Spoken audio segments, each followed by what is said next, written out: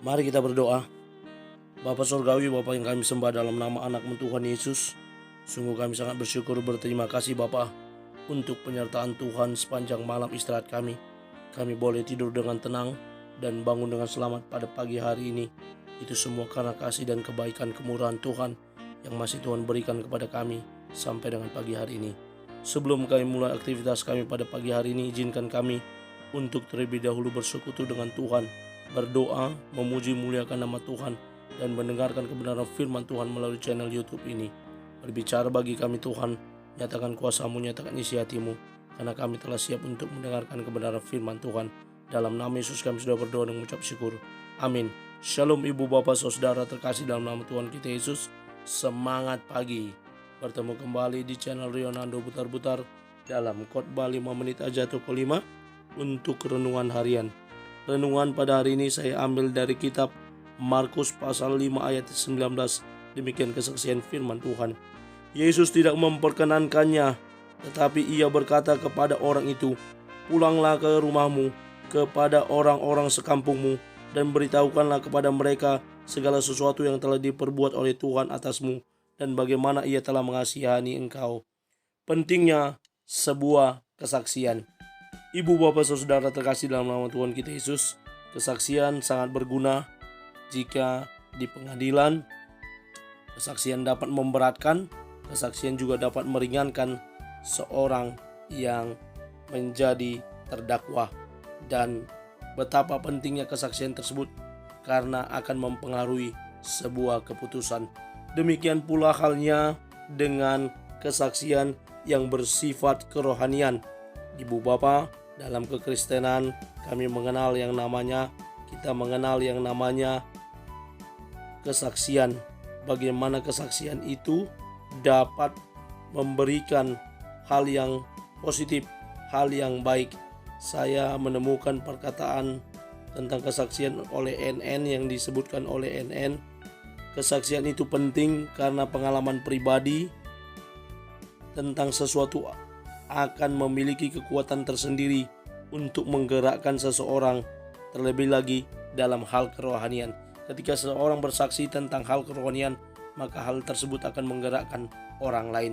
Demikian pula kita mendengar dalam nats ini bagaimana Tuhan Yesus ketika dia berada di Gerasa, dia menyembuhkan salah seorang yang dirasuk roh jahat dari area perkuburan. Roh jahat yang masuk itu sangat banyak sehingga disebut dengan legiun.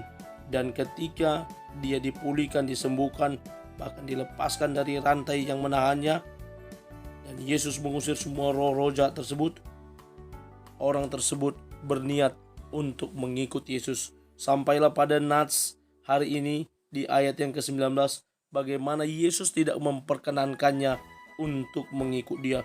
Kenapa Yesus tidak memperkenankan orang ini mengikut dia, menjadi pertanyaan bagi kita. Namun sangat jelas alasan yang disampaikan oleh Yesus.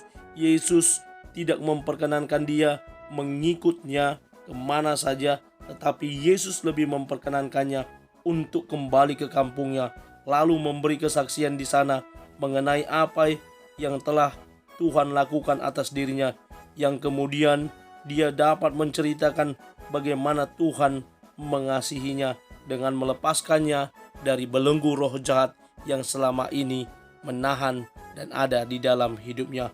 Dan benar saja, ketika dia pergi, banyak orang kemudian mendengar cerita bagaimana perbuatan Allah dinyatakan di dalam dan melalui hidupnya. Pentingnya sebuah kesaksian karena dapat menggerakkan orang lain. Dan kalau kita lihat dalam konteks dekatnya di ayat selanjutnya dalam nats ini, bagaimana dia pergi ke area Dekapolis yang terdiri dari 10 kota.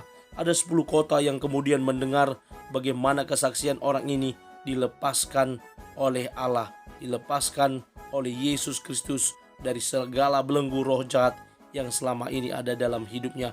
Dan sekarang dia boleh menjadi berkat dengan menjadi saksi ke kota-kota, ke desa-desa, kemanapun dia pergi bersaksi.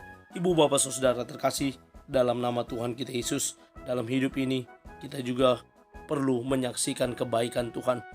Dalam beberapa gereja-gereja ada juga memberi kesempatan atau ruang kesaksian dalam liturgi ibadahnya, dan kesaksian itu boleh menguatkan orang lain. Bagaimana dengan gereja-gereja yang tidak memiliki kesaksian?